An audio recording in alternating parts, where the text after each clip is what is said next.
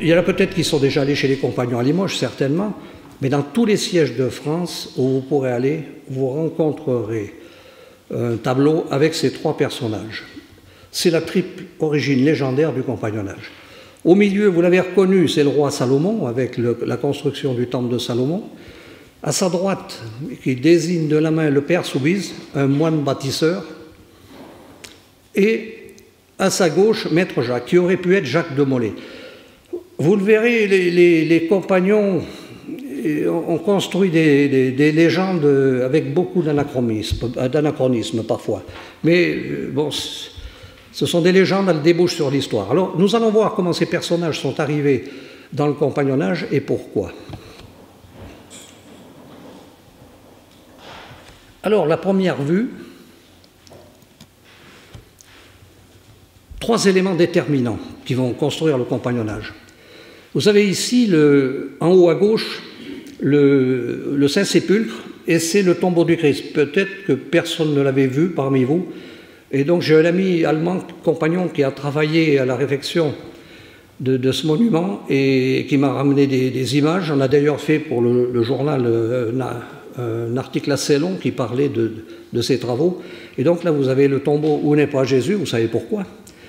Et en dessous, vous avez le mur des lamentations, qui serait un vestige du temple de Salomon. Et à droite, les mains de l'homme qui tiennent la cathédrale, ces mains d'hommes qui ont construit la cathédrale. C'est un peintre, un compagnon peintre qui avait fait cette... Alors, pourquoi Jésus, pourquoi Salomon? On va y venir. On va y venir avec ce premier tombeau. Il m'a ramené aussi cette image de ce qui serait le premier tombeau de Jésus. Tout est discutable. Hein. On va parler beaucoup au conditionnel. Tout est discutable. Mais voilà, donc Jésus est mort, descendu de la croix. Il est enseveli dans un tombeau provisoire. On comprend bien que celui qu'on a vu là ne pouvait pas être monté pour le recevoir. Et il a ses habits qui sont autour et qui veulent prier. Et Marie-Madeleine va vouloir aller prier auprès de Jésus. Elle s'aperçoit que le tombeau est ouvert et que Jésus n'est plus gisant. Alors on le présente, on parle d'habillé en jardinier, il y a plusieurs légendes. Ce qui se passe, c'est quand elle voit Jésus, elle s'approche de lui, elle tend les mains pour le toucher, et là il lui dit « Ne me touche pas, nolime tangere ». Et on retrouve sur les couleurs, j'ai apporté ma couleur de compagnon, on retrouve sur cette couleur ce nolime tangere. Alors, qu'est-ce que ça veut dire? On est les enfants de Marie-Madeleine? Non. Je crois que la lecture que l'on peut faire de cela, c'est qu'il y a un attachement, vous le verrez, de ce compagnonnage qui au départ est profondément religieux, et il y a un attachement à ces religieux qui leur ont donné un savoir. Et donc ils ont créé cette légende de Marie-Madeleine. Et ils vont aller même beaucoup plus loin que ça par rapport à Marie-Madeleine, parce que cette Marie-Madeleine, avec les deux autres Marie, Marie-Salomé et Marie-Jacobée, elle prie sur l'endroit où avait été enseveli Jésus, et ça doit ennuyer autour les autorités. Et ils vont finir par les mettre dans une barque. La légende dit qu'ils vont finir par les mettre dans une barque, les amener un peu au large et les lâcher au gré des flots dans une barque qui n'a ni rame ni gouvernail. Alors, ils leur disent, puisque vous croyez en Dieu, il vous protégera. Et donc, vous voyez effectivement les anges qui guident la barque. Tout ça pour dire qu'ils vont finir par arriver en Provence. Et des fois, la télévision arrive à faire des choses intéressantes. Il y avait une émission sur Arte qui avait repris cette possibilité d'un voyage en barque sans rame ni aviron, et il s'avère que techniquement, il paraît, alors là je ne suis pas un spécialiste, que les courants permettraient un tel voyage. Il faut sans doute avoir beaucoup de chance, hein, et un temps clément, une mer d'huile est préférable. Toujours est-il qu'ils arrivent en Provence, les trois maris, plus leurs amis, il y avait Joseph d'Arimathie et quelques-uns d'autres, et d'où le nom des Saintes Maries de la Mer. Mais Marie-Madeleine ne va pas rester là. elle va aller se retirer dans le massif de la Sainte-Baume. Est-ce qu'il y en a ici qui sont allés dans le massif de la Sainte-Baume? Levez la main, ceux qui sont allés à la Sainte-Baume. Eh bien, c'est peu, c'est pas assez. Je vous conseille d'y aller. Sportivement, c'est bon, parce qu'il y a un dénivelé, et si vous montez jusqu'au Saint-Pilon, ça sera très bon. Donc c'est bon sportivement. Et du côté que vous... Il n'est pas important de croire, de ne pas croire, ça n'a pas d'importance, ça vous fera plaisir quand même. C'est un lieu magique, la Sainte-Baume. Moi, j'y suis allé plusieurs fois, pour le compagnonnage, mais aussi par plaisir. Alors, n'y allez jamais l'été, parce que le massif est fermé à cause du risque d'incendie. Mais allez voir cette Sainte-Baume, parce que ça vaut le détour. Alors, voilà le massif de la Sainte-Baume. Le massif de la Sainte-Baume... Un des vitraux qui a été réalisé par un compagnon, et vous voyez sur le haut du vitrail, vous voyez un chef-d'œuvre de compagnon. C'est pour marquer aussi cette importance de la Sainte-Baume pour les compagnons. Nous avons toujours en ce lieu qui a été laissé à l'abandon, squatté pendant 7-8 années. Désormais, depuis déjà pas mal de temps, ce sont des dominicains qui ont repris les bâtiments et la grotte, et on a un livre de passage pour les compagnons. Donc on demande au frère dominicain qui est responsable du site, et il nous fait entrer dans un petit bureau qui est réservé à cela, et on peut donc marquer notre passage sur le livre, voir les compagnons qui sont passés. Donc ça marque un profond attachement à ce côté aujourd'hui d'un compagnonnage laïque, je vous le redirai. Mais ça marque une reconnaissance envers ces religieux qui ont apporté un enseignement à ces hommes. C'est ça, il ne faut pas voir autre chose. Alors, l'homme n'est pas avare de légendes et d'inventions. Voilà que les compagnons ont inventé une légende par rapport à deux personnages que je vous présente ici, dont on a parlé, Soubise et Maître Jacques. Soubise et Maître Jacques auraient été deux architectes qui travaillaient au temple de Salomon. Et... le temple de Salomon fini, les voilà qui reviennent en Europe, et ils sont amis, et qu'est-ce qui se passe? On ne sait pas, la légende ne le dit pas, ils se disputent, il y a une dispute, ils se séparent au niveau de Marseille, qui n'existait pas encore quand on situe cette affaire, et Maître Jacques va se retirer à la Sainte-Baume, et le père Soubise va continuer vers Bordeaux. Alors, vous comprenez que c'est un parallèle maladroit, parce que c'est Marie-Madeleine qui a imité Maître Jacques et Soubise, parce que le temple de Salomon, 9-10 siècles avant Jésus-Christ, et la mort de Jésus, et par conséquent après sa naissance, il y a un sacré décalage de date. Mais ça leur a fait plaisir quand même. Et on a gardé cette tradition, donc, aller à la Sainte-Baume, et même pendant un temps, au 17e, 18e surtout, il y avait toujours un compagnon qui vendait ces modèles de couleurs, ces couleurs de compagnon, hein, que j'ai apporté la mienne, ou s'il y en a qui veulent vérifier à la fin, il y a bien ce Nolime Tanguéré de Marie-Madeleine. Voilà pour l'histoire de la Sainte-Baume, et ces deux personnages, on va les retrouver, parce qu'ils vont avoir une importance capitale dans le compagnonnage dont on parle aujourd'hui. Alors, pour illustrer mon propos, j'ai pris une des plus belles cathédrales de France. Parce que, quand même, hein, je les ai toutes vues, quand même. Mais quand on arrive, regardez, Notre-Dame n'a même plus de toit. Mais quand on arrive par cette petite rue qui est aussi laide, je pense qu'elle a été voulue laide pour mettre en valeur ce portail Saint-Jean qui est remarquable. Ça ne peut pas être autrement. Et cette cathédrale de Limoges, elle est très intéressante. J'ai mis cette cathédrale parce qu'elle est très intéressante. Vous la regarderez désormais avec des yeux différents quand vous passerez devant. Le portail Saint-Jean, modèle du genre. Mais si vous regardez sur la gauche, ce n'est pas toujours très facile à voir. Au niveau des vitraux, on voit qu'il y a des sculptures. Hein, vous voyez ici, là, vous voyez, on voit qu'il y a des sculptures. Et si vous passez de l'autre côté sur la droite, vous voyez qu'ici, on est beaucoup plus modeste, il devait y avoir un peu moins d'argent. Et ici, on a taillé la pierre, vous vérifierez quand vous serez sur la place. Et ici, on n'a plus taillé les pierres. Ça prouve deux choses. Il y avait moins d'argent et que ces pierres-là étaient taillées sur place. On scellait les blocs et ont taillé sur place. De cette partie-là, la cathédrale de Limoges est intéressante en ce sens où c'est une des dernières à avoir été terminée, où il a fallu relier le chœur et le clocher. Et de cette partie-là, il existe des photos, ce qui est très rare pour la construction des cathédrales, et pour cause. Il fallait d'abord inventer la photographie. Ensuite, cette cathédrale, on va en parler un peu parce que c'est la nôtre. Vous avez cette masse, parce que ça ne peut pas s'appeler autrement, et qui n'embellit pas la cathédrale.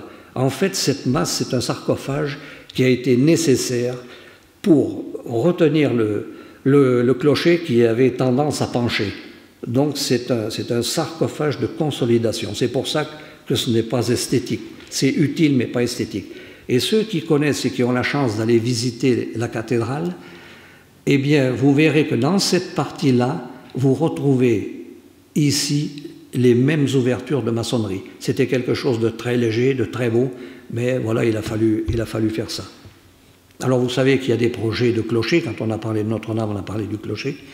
Et un jour, je me suis trouvé obligé d'aller, avec un architecte renommé, d'aller prendre les mesures de ces petits dépassements, des petits clochetons, dont vous en avez un exemple dans la cour devant le musée des Compagnons, et qu'on a fini, que quelqu'un a vu un homme sur le clocher, a appelé la police, et bon, heureusement qu'on connaissait bien l'abbé. Et qu'on a pu, puis avec un peu fils de Joseph, tout s'est arrangé. Mais l'abbé m'a dit quand même, et Chapelle, tu te traînes avec ces gens-là? Un grand architecte comme ça quand même. Voilà. Alors, les cathédrales, ça a été une épopée extraordinaire, mais on en a très peu. Le compagnonnage, il faut se dire d'abord, c'est tradition de mémoire. On n'écrit pas. Ils sont plus soucieux de vivre le compagnonnage que d'en écrire l'histoire. Donc, très peu.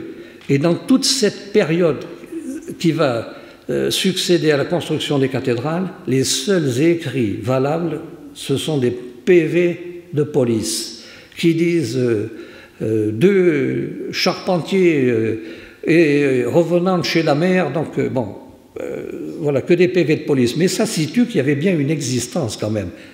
Et puis, c'était pas des délits, c'était pas des délits, mais c'était le délit de rassemblement qui était interdit, qui leur était reproché souvent. Alors, on arrive à la fin des cathédrales, et là va se construire ce compagnonnage que nous vivons aujourd'hui. C'est très compliqué, parce qu'il y a une main-d'œuvre extraordinaire, vous comprenez bien, pour monter toutes ces cathédrales à la fois, il a fallu que les moines initie beaucoup de tailleurs de pierre, de charpentiers à l'art du trait pour pouvoir arriver à faire face à tous ces chantiers. Mais quand on arrive au bout du chantier, eh bien, c'est que tout ça, ça dérange un peu. Si on avait su, on n'en aurait pas pris tant. Ça fait un peu comme l'île Roubaix-Tourcoing, vous vous souvenez, extraordinaire dans mon enfance. Oh, tout le monde avait envie d'aller à l'île Roubaix-Tourcoing à cause du textile. Où il en est le textile? Eh bien, excusez-moi de faire cette comparaison, les cathédrales, on s'est retrouvés devant cette situation. Et là, l'Église était embêtée par ces gens qui avaient des prétentions et les moyens de les avoir, et elle va essayer de monter un compagnonnage parallèle. Et là, on arrive à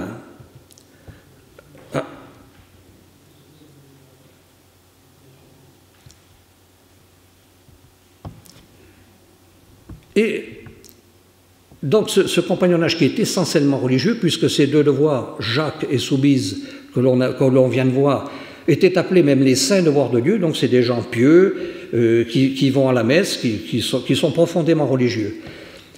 Et tout ça va déranger. On arrive à la fin, donc je vous disais, de ces chantiers, on sent qu'il va y avoir des gens de trop, ça crée des bisbilles, et il y a une part de ces ouvriers qui ne veut plus de ce qu'ils considèrent comme un carcan imposé par l'Église à travers ses croyances. Et là, il va y avoir, lors de la construction de la cathédrale d'Orléans, donc j'ai mis celle qui est aujourd'hui, mais en réalité c'était celle d'avant, il va y avoir un premier schisme dans ce groupe d'ouvriers. Il y a une part d'ouvriers qui refusent cette allégeance à la religion catholique et qui va quitter le chantier. Et par opposition, il y a déjà des maîtres qui sont prêts à les employer, parce qu'on est dans un pays qui évolue, qui construit. Ils vont prendre comme nom, puisqu'on était dans des devoirs, ils vont prendre les compagnons du non-devoir par opposition. Et ces compagnons du non-devoir deviendront plus tard les compagnons du devoir de liberté, des libres penseurs aujourd'hui on ne peut plus parler de ça. Là, ils étaient opposés à la religion, aujourd'hui on n'est plus dans ces configurations-là, je vous le redirai plus tard. Voilà donc cette situation. Un compagnonnage bouleversé par la fin des cathédrales, divisé parce que par les croyances, c'est très souvent ce qui divise les hommes, les croyants. Je crois qu'on le voit encore de nos jours. Et on arrive donc à cette tentative de créer un compagnonnage. On dit on va endormir tout ça. Ce brave Henri Buch, qui est un moine, c'est un ordre semi-religieux qu'il va créer. Donc on est bien dans le ton. Il est cordonnier, lui, et donc il va tenter de faire un compagnonnage. Mais aujourd'hui, encore, ça ne serait pas possible, on ne réalise pas ça. Créer un compagnonnage, ce n'est pas simple. Il y a une culture à avoir, il y a tout un tas de données qui se construisent là au fil des siècles. Aujourd'hui encore, on a des pays qui veulent créer un compagnonnage. On a été confronté, moi j'ai été confronté au Canada, à la Hollande, qui essayait de créer un compagnonnage. Alors, si on peut créer des marques franchisées, Leclerc, Pizza Hut et consorts, il suffit de mettre une devanture et ça marche, en payant la franchise, évidemment. Là, on n'est pas dans de la franchise, on est dans de l'humain, on est dans du sentiment, on est dans de la fraternité, on est dans de la culture du bâti, et c'est pas parce qu'on a mis compagnon sur le fronton que ça marche, vous comprenez. Donc, il y a eu des échecs. Et lui aussi, il connaîtra un échec. Qu'à cela ne tienne, il faut essayer quand même de mettre fin à ces compagnons qui gênent sur le pavé. Et là, c'est la Sorbonne. J'ai donné la photo parce que je n'y suis pas allé. L'ouvrier ne va pas à la Sorbonne. Hein. Et là, en Sorbonne, on va condamner les compagnons. On les accuse de singer les sacrements de l'Église. Ils ont de la chance de ne pas être brûlés. Parce que c'est très grave, tout ça. Et alors, comment on s'appuie, sur quoi on s'appuie pour dire ils singent les sacrements de l'Église? Eh bien, c'est tout simple. Quand on devient compagnon, on a un nom de compagnon. Par exemple, moi, je m'appelle Chapelle Jean-Paul pour l'administration cosexoise, monsieur le maire, n'est-ce pas, hein, avec qui on a été à l'école. Et alors, là, je m'appelle Chapelle Limousin Vadeboncoeur. Je n'ai pas de prénom chez les compagnons. Chapelle Limousin Vadeboncoeur. Et ça date de cette époque-là. D'ailleurs, ça aussi, vous pourrez vérifier sur ma couleur si vous voulez. C'est bien inscrit dessus. Et donc, ces compagnons, ils vont adopter ce principe parce qu'ils vont se réunir dans des auberges, souvent. Ils vont se réunir dans des auberges qui leur servent de siège. L'auberge est souvent tenue par la femme d'un compagnon, d'ailleurs. Ça leur permet alors qu'ils n'ont pas le droit de se réunir, ça leur permet de se réunir, puisque dans une auberge, on a le droit d'être plus de deux. Ça pose pas de problème. Et c'est là que va commencer à entrer dans l'esprit des compagnons le nom de la mer. Et je vous ai mis ici, à droite, la mer de Limoges. C'est la première fois qu'il y a une mer à Limoges. Limoges est une ville neuve du compagnonnage. Je vais expliquer pourquoi après. La mer, on va chez la mer. Ce qui fait que ces gens, quand ils sont sur le chantier où il y a des personnes différentes, des décideurs, les chantiers, il y a énormément de gens à l'époque, puisque tout se fait à la main, ils vont croiser un compagnon de leur métier ou d'un autre, ils vont lui dire « Ce soir, on se voit chez la mer à l'heure habituelle ». Et seulement ça renseignera le compagnon. Il saura l'endroit, chez la mer, il sait où c'est, et après, l'heure habituelle, il connaît l'heure habituelle, parce qu'il y a une heure précise de réunion, c'est toujours la même, justement pour vivre cette clandestinité. Et ça leur permettra de se réunir sans que l'on puisse savoir exactement où ils vont aller. La CIA s'en serait débrouillée, hein. Ils auraient suivi d'en suivre, hein. Bon, vous comprenez bien. Ils vont aussi adopter, il y a des marques pour les bois de charpente, par exemple, vous le verrez sur la dernière image, et ils vont réaliser avec ces marques, ils vont réaliser un alphabet. Avec le carré des compagnons, ils réaliseront un deuxième alphabet.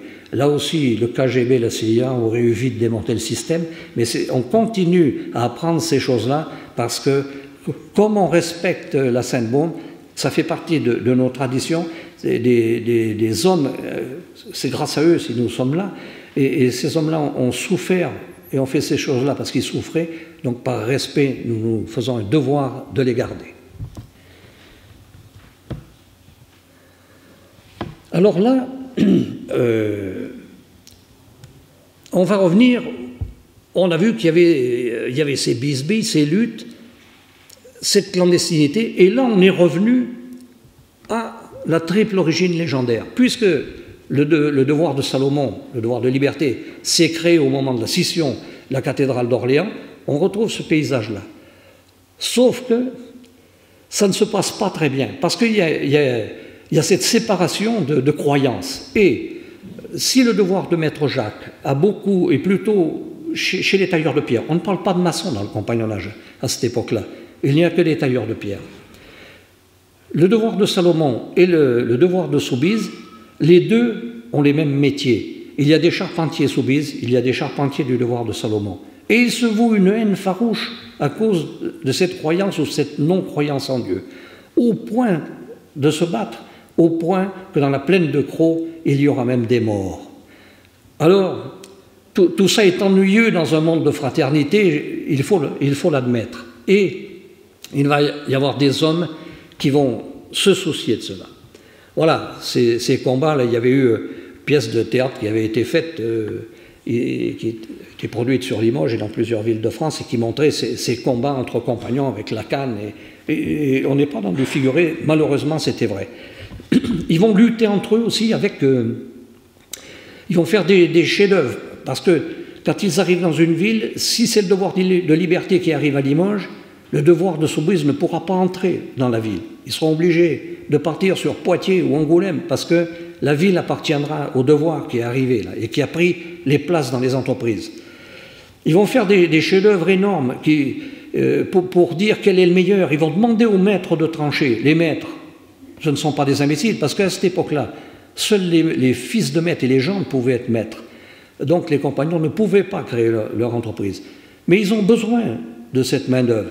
Et ils vont souvent les mettre ex aequo. Donc on ne solutionne pas le problème. On continue à se donner des coups de canne. On n'arrive pas à dépasser, mais ça laissera des chefs-d'œuvre extraordinaires, comme la chaire à prêcher qui est au musée de Tours et la serrure de Marseille. Il reste des choses exceptionnelles de cette époque-là. Oublions les raisons, regardons le résultat. Alors cet homme-là, cet homme qui est à droite, Agricole Perdiguier, Avignonnet-la-Vertu, un homme prédestiné, il est ennuyé, il n'est pas le seul, mais lui il en parle, il s'en émeut de cette rivalité entre des compagnonnages qui hier, il y a 2 siècles, étaient frères. Et il veut réunifier le compagnonnage. Donc il se lance dans des rencontres pour essayer de dire aux compagnons revenons à la raison. Mais c'est très difficile à se faire entendre. Et puis, pendant qu'il prêche cette paix, il ne travaille pas, il ne gagne pas d'argent et il se retrouve un peu pris au dépourvu.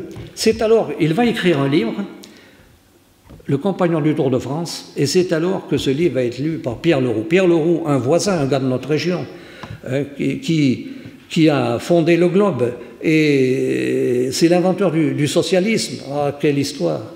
Et Pierre Leroux est ami de Georges Sand. Georges Sand a eu plusieurs amis, et il va dire à Georges Sand, je ne sais pas si c'était à tu, à toi, je les ai très peu connus personnellement. Je vais adopter le vouvoiement à cause de l'époque. Hein. Il dit, vous devriez rencontrer cet ouvrier menuisier, il a écrit un livre fort intéressant, je suis sûr que ça vous passionnerait. Et effectivement, Avignonnet-la-Vertu, Agricole Perdiguier, va rencontrer Georges Sand. Et il y en a qui sont allés voir la maison de Georges Sand, à lever la main. Bon, on va faire un quart. C'est moins loin que la Sainte-Baume, ça monte beaucoup moins, mais je ne sais pas si c'est à cause de Perdiguier ou de Georges Sand, il y a quelque chose. Allez voir cette maison, il y a quelque chose. C'est beau, d'imaginer que Chopin, tous ces grands, les grands du monde sont venus voir George Sand. Il faisait 3 jours de guimbarde pour aller voir George Sand. Et cette maison a un cachet, il y a un esprit qui s'en dégage. Allez-y. Alors, il va rencontrer George Sand et elle va lui donner de l'argent, elle va le financer pour qu'il fasse un tour de France de réunification des compagnonnages. Alors il prêche, il est convaincu, il y en a beaucoup qui l'entendent, mais ça sera difficile de sortir. Il y a ces haines religieuses, il y a ces devoirs qui sont différents, il y a ces secrets qu'on ne veut pas partager, parce que chaque devoir est un secret, n'est-ce pas? Des fois, si on les pose sur la table, on s'aperçoit que c'est les mêmes secrets. Mais quand on ne les connaît pas, c'est ça le problème du secret, c'est que c'est secret. Et alors, ça ne marche pas l'affaire. Cependant, on ne peut pas dire qu'Agricole Perdiguet a connu un échec. Pas du tout. C'est une réussite, parce qu'il a semé une graine et cette graine, elle va germer. Et d'autres, après lui, vont arriver et vont dire, il avait raison, il faut que l'on essaie de faire quelque chose. Alors, arrive en premier Lucien Blanc, une figure sévère. Il va créer... Alors lui, il se dit, il part d'un bon sens. C'est un homme seul qui a cette idée. C'est lui qui porte l'idée. Et il va dire, pourquoi est-ce qu'on se dispute? C'est parce qu'on a des rites différents. Alors, tout ce qui touche les métiers qui sont au sol, comme la menuiserie par exemple, et en atelier, on s'appelle pays. Tout ce qui monte sur l'échafaudage, les maçons, les tailleurs de pierre, les couvreurs, les charpentiers, on s'appelle coterie. Eh bien, il a dit, c'est ça le problème. C'est parce qu'on ne s'appelle pas pareil. C'est sans doute une des raisons. Mais il a dit, on va tous s'appeler pays. Ah, il a fait énormément plaisir au pays. Mais il a choqué autant les coteries. Donc ben, ça n'a pas marché. Il y avait un morceau de l'idée qui était bonne, mais l'exploitation n'a pas pu se faire. Voilà. Mais il en reste que l'union compagnonnique existe toujours. C'est elle qui a le plus de métiers. On a un siège ici à Brive, à côté, avec qui on est très amis. Et il y a des grands cuisiniers. Leguet, qui était au Ritz, Robuchon était compagnon de l'union compagnonnique. Ensuite, le temps passe, les années passent, l'industrialisation est galopante est là, le fer arrive, les compagnons s'illustreront un petit peu avec le fer, mais ça sera un des drames aussi du compagnonnage. Ils vont assembler la tour Eiffel pensée par Eiffel et ses ingénieurs. Et ça va créer aussi un schisme chez les charpentiers qui vont bannir tous ceux qui sont allés travailler sur le fer. Parce que le fer est l'ennemi, il va détrôner la charpente bois, il va faire périr le charpentier bois. Et donc il faut bannir tous ceux qui ont osé aller sur le fer. Et en fait, on en reviendra de ces histoires-là, et ça sera une des premières situations où on verra travailler ensemble des compagnons des deux devoirs. Parce que devant le refus de beaucoup, Eugène Milon, qui a la responsabilité du chantier de la Tour Eiffel, qui est compagnon charpentier, qui a monté le viaduc de la Tarde aussi. Là, je ne me demande pas si quelqu'un a vu le viaduc de la Tarde, parce qu'on n'y passe pas, il faut y aller. Hein. Et puis, il faut marcher à pied, il y a des ronds, ça. Mais c'est quelque chose d'extraordinaire. Il a monté aussi ce viaduc. Et j'ouvre une petite parenthèse, ce viaduc, je suis allé le voir avec mon épouse qui me suit partout. Et on a... ce viaduc, il a eu une influence sur la construction de la Tour Eiffel. Parce que Eiffel devait passer voir le levage de ce viaduc. Vous savez, ça se fait par pousser maintenant, un viaduc. On pousse un élément. Ben à cette époque-là, ça se faisait pareil aussi. Sauf que ce n'étaient pas les mêmes machines qui poussaient. On n'a rien inventé. On a perfectionné les systèmes. Et donc, ils ont dit, le patron vient demain, on laisse le viaduc comme ça, on finira de pousser demain. Et la nuit, il y a eu un ouragan terrible. Le viaduc va être soulevé, il retombe sur son assise. Il n'est pas fait pour travailler à cet effort-là. Il est cisaillé, il tombe dans la Tarde. Bon. Et alors, Eiffel va dire... Ils sont en train de calculer, ces quelques années avant la Tour Eiffel, ils sont déjà en train de calculer cette Tour Eiffel, et disent on n'a pas tenu compte de la violence du vent, ils vont refaire les calculs. Bon. Voilà pour cette histoire-là. Alors, ce compagnonnage, donc, suit son cours, il y a beaucoup de travail, on retrouve les compagnons beaucoup dans les régions viticoles. Alors, pas parce que l'ouvrier boit, c'est parce qu'il y a de l'argent, où il y a des vignes, et on construit des châteaux. C'est pour ça qu'on a... Parce que on aurait vite fait de faire un mauvais rapprochement. Non, je vous rassure tout de suite, non. C'est parce qu'ils vont où il y a de l'argent, où il y a des belles constructions à faire. Et on arrive, il y a la guerre de 14-18, les guerres, elles tuent des gens. C'est pour ça qu'il ne faut pas en faire, parce que inévitablement, ça. Il ne faut pas pleurer après, c'est fait pour ça. Et donc en 14-18, on va perdre beaucoup de compagnons. Et surtout, pendant ces années-là, ce qui est pire pour ces sociétés, c'est qu'on ne reçoit plus de compagnons. Tout est arrêté parce qu'il y a autre chose à faire. Et donc, la peine est double. On a des morts, on n'a pas de naissance. Donc, il y a un décalage. C'est un peu comme dans le Limousin, hein, on a plus, mais pour d'autres raisons. Alors, on va arriver à la guerre de 41. Et là, c'est une autre histoire, parce que la guerre de 14 est une guerre de face à face. La guerre de 40, elle est teintée de racisme, d'antisémitisme. C'est encore plus perfide. Et l'ennemi est sur les terres. Et tout ce qui a l'étoile de David, eh bien, les Juifs, les francs-maçons, les compagnons, tout est amalgamé. Et il faut faire disparaître tout ça. Donc le compagnonnage est une nouvelle fois proscrit, interdit on va cacher les chefs-d'œuvre, on va cacher les archives. Certaines archives seront même détruites pour qu'on n'ait pas les noms de compagnons. On paiera aussi ce tribut-là à la guerre. Et là, en 1940, un homme tailleur de pierre, compagnon tailleur de pierre, Jean Bernard, va s'élever contre ça.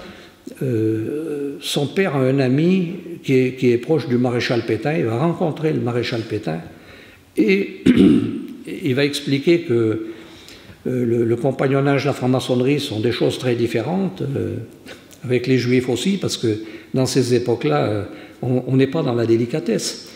Et il va obtenir du maréchal Pétain une charte qui permettra au compagnonnage d'exister. Mais tout signe rappelant le temple de Salomon sera à bannir du compagnonnage. Tout ça se comprend. Après-guerre, il y aura des cris. Aujourd'hui, de crier collaborateur, ça serait un peu fort. Moi, je vois un homme qui a voulu essayer de faire vivre le compagnonnage. Bon. Alors, il va créer l'association ouvrière des compagnons du devoir, qui a une petite campagne ici à Couzex. Hein. Donc on se fréquente aussi, moi je vais les voir de temps en temps parce que c'est des jeunes qui travaillent comme moi je l'ai fait, nous ne sommes pas de la même société, mais ça a très peu d'importance. Peut-être même qu'on aura prochainement un rapprochement sur le plan des cantines et tout ça, on regarde ça.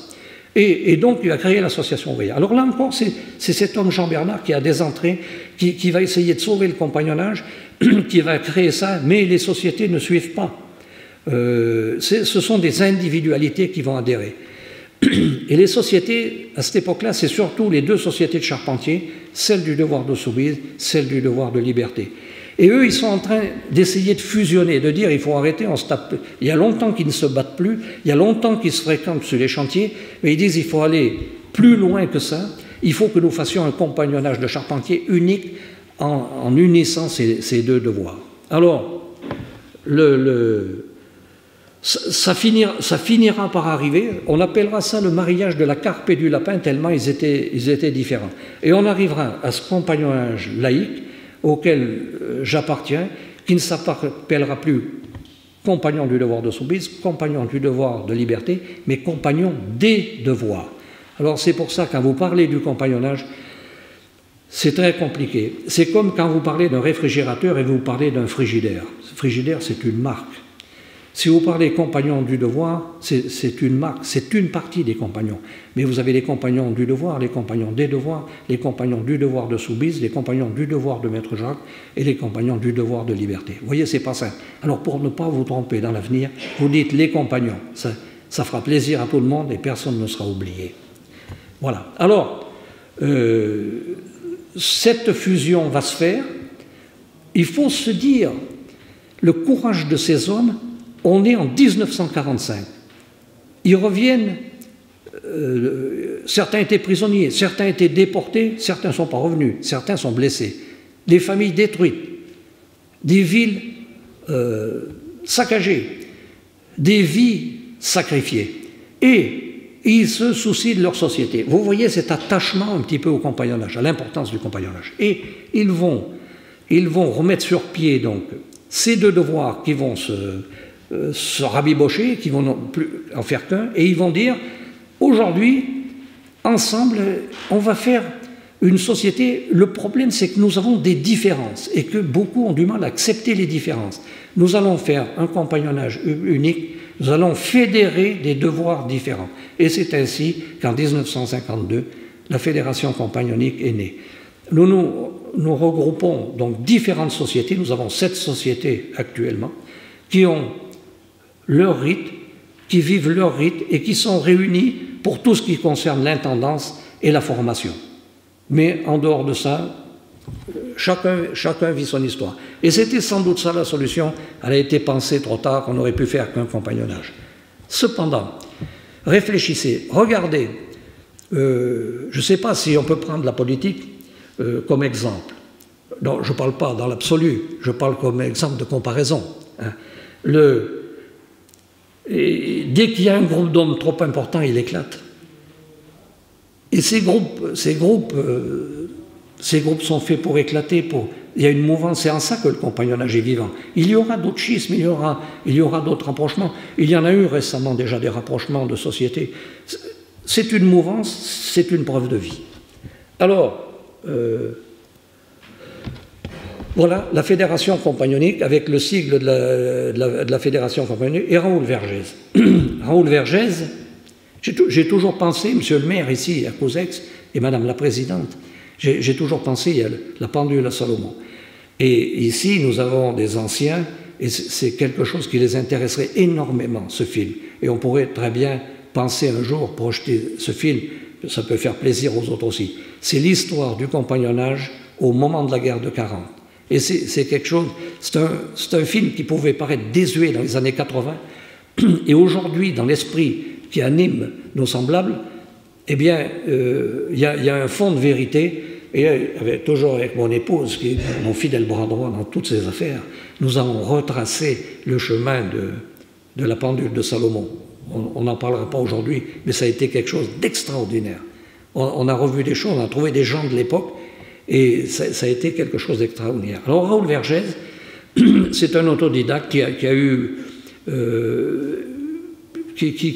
a vraiment eu une action extraordinaire sur le compagnonnage. Il n'est pas seul, c'est pas lui qui a fait la fédération. Il y avait d'autres compagnons. Il y en avait un de Limoges, Jean Malfon. Jean Malfon, n'est-ce pas? Jean Malfon, moi ça a été mon mentor. Moi c'est quelqu'un. Là j'ai rencontré quelqu'un d'extraordinaire. L'entreprise Malfon, beaucoup de vous l'ont connu, mais Jean Malfon, malheureusement peu l'ont connu. Des hommes comme ça, c'est extrêmement rare d'en rencontrer dans sa vie. J'ai eu la chance d'en avoir un. C'est lui qui m'a fait revenir ici. Si je suis Causexoise, c'est grâce à lui. Je ne dirais pas c'est de sa faute, vous le noterez. Voilà.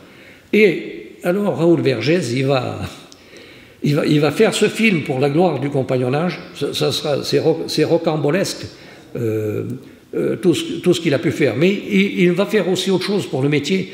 Il s'intéresse au lamné-collé, il s'intéresse à tout, Raoul Vergès. Et il s'intéresse à l'aventure du lamné-collé. Il part en Amérique, il y a une avance sur le sujet, et il revient avec plein de notions, et il va lancer les premières entreprises, le premier lamné-collé.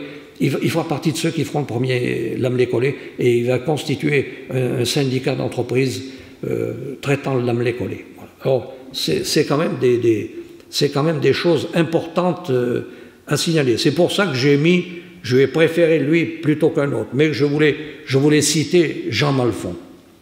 Parce que, vraiment pour nous, ici dans la région, le compagnonnage, tout ce qui s'est fait, il y a sa patte dessus, et ce qu'il nous a appris à faire. Un homme qui ne nous disait jamais « tu feras ça », il disait « moi je faisais comme ça ». On en pensait ce qu'on voulait. Voilà. Alors, pour les Causexois, je voulais vous faire un cadeau gratuit, vous me direz, mais je voulais vous faire voir cette charpente-là. Et cette charpente que plus personne ne verra puisqu'elle a brûlé. C'est la charpente de Notre-Dame. La photo n'est pas d'une qualité extraordinaire, mais vous voyez, il y a des projecteurs. Il y avait un petit circuit là pour visiter cette charpente.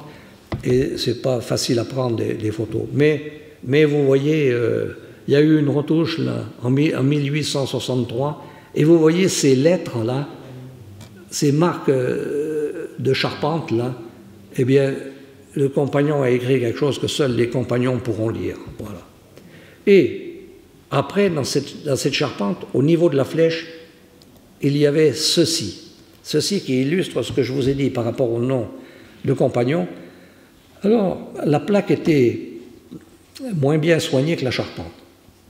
Elle était fixée sur le poinçon de la flèche. Le poinçon, c'est cette pièce centrale où viennent s'assembler tous les bois.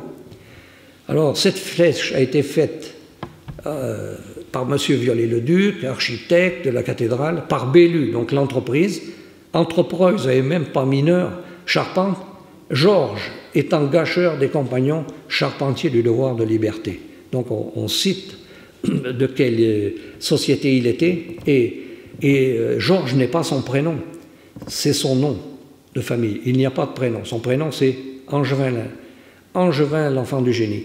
À cette époque où les compagnons étaient proscrits, ils ne s'appelaient que par les noms de province. Limousin, Bordelais, Savoyard. Mais des fois, il y avait 3 Savoyards dans le siège. Alors c'était Savoyard, l'ami des compagnons, Savoyard, l'ami du trait. C'était un trait de caractère qui distinguait l'homme. Moi, par exemple, on choisit son nom de compagnon. On propose un nom de compagnon. Les compagnons peuvent refuser. Moi, si j'avais proposé la tranquillité, il y aurait eu des contestations. C'est pour ça que je m'appelle Va de bon cœur. Mais regardez ce qui reste des mains. Hein. Voilà. Donc, c'est un trait. On paye les conséquences de ces traits de caractère. Voilà. Et donc, ben, cette plaque aussi, elle est partie. Voilà. Alors, c'est ça l'histoire du compagnonnage. Je ne sais pas si j'ai été clair, c'est très compliqué. C'est très compliqué à comprendre. Mais c'est une histoire extraordinaire et qu'elle ait pu survivre des siècles, puisque on peut dire que le compagnonnage est avéré depuis le XVIe siècle. Un compagnonnage qui était organisé dans la société, qui avait... il faisait tout pour ces hommes. Et l'emploi, la formation, puisqu'il n'y avait pas d'école à l'époque, des lieux où ils étaient hébergés, et ils avaient fini par créer une mutuelle. Alors une mutuelle, il en reste des résurgences de ces mutuelles, mais aujourd'hui, vous imaginez une mutuelle, c'est plus l'affaire de l'ouvrier. Mais le compagnonnage, qui était une société ouvrière organisée, eh bien, c'était un laboratoire de ce qu'est devenu la société. Ils étaient organisés comme c'est organisé socialement. Et quand il y avait souvent des accidents mortels, et quand le père, il y avait souvent que le père qui travaillait à cette époque-là dans les maisons, et si le père se tuait, il prenait en charge les enfants, il les dirigeait évidemment vers le travail manuel. Ils avaient des charpentiers, maçons, tailleurs de pierre, mais ils s'en occupaient. Il y avait des écoles de pupilles pour prendre soin des enfants. C'est dire le souci qu'ils avaient de la formation de l'homme. Je vais vous raconter une anecdote. Quand je recherchais dans les archives de Toulouse la trace d'un chef-d'œuvre que l'on a à Limoges, et j'ai lu deux courriers, un qui parlait de la guerre de 70, où un compagnon partait à la guerre, et il disait « Nous partons au combat demain », alors, il est plein d'espérance et tout, vous savez comment ça s'est terminé. Bon, donc, je n'ai pas retrouvé de lettre de ce compagnon après. Il devait être en première ligne.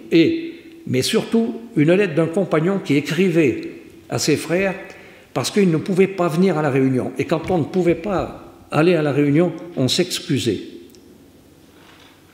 C'était le devoir de s'excuser. Parce que, autrement, c'est une porte ouverte à tout. Et donc, on avait le devoir de s'excuser. Et il écrivait ainsi à ses frères il expliquait les raisons pour lesquelles il ne pourrait pas venir, et il les priait de l'excuser pour la mauvaise qualité de son écriture et de l'orthographe. Eh bien, ce qui prouve qu'il y avait un souci de connaissance en même temps. Et bon, aujourd'hui, on est passé de ça. Et c'est vrai que le compagnonnage, je voyais un jeune là, qui s'intéressait au compagnonnage, parent d'un de mes anciens collègues, et le compagnonnage reste encore aujourd'hui une société où le temps des repas est privilégié. On n'a pas de repas où il y a le téléphone sur la table pour suivre. On est là, on vit avec les amis et on échange autour de notre vie. Il y a comme un décalage dans la société actuellement qui peut être ennuyeux. Les gens présents, vous pouvez être présent ici, dans une assemblée, ici c'est pas le cas, j'ai observé ça, c'est pour ça que je le dis, et vous avez 50 ou 60% des gens qui ont un téléphone allumé, ils sont avec quelqu'un, mais ils conversent avec quelqu'un qui est ailleurs. Mais pourquoi ils ne sont pas allés avec celui qui est ailleurs? Je ne comprends pas ce décalage de comportement. Et puis ils seraient revenus avec l'autre après. C'est terrible. Et là, on évite encore ça. Et je crois que c'est important. Alors, le compagnonnage, bon, pour moi, il a été l'essence de ma vie. Il m'a apporté beaucoup de choses. Il m'apporte encore beaucoup. Il m'a fait faire des voyages extraordinaires. Vous savez qu'on voyage avec mon épouse, on voyage encore beaucoup, mais toujours lié au travail. Et je dirais qu'une chose, moi, si c'était à refaire, je referais le chemin. C'est pas de moi, hein, mais ça a été dit dans des circonstances beaucoup plus douloureuses. Mais pour moi, le compagnonnage a été une découverte. Pour ce petit paysan de Pérat-de-Bellac que j'étais, le compagnonnage a été quelque chose. Je rêvais de voyage, il m'en a fait faire des voyages. Et encore, voilà. Alors, bien écoutez, merci de votre attention. Et si vous avez des questions auxquelles je suis capable de répondre, eh bien, voilà, je n'hésite pas.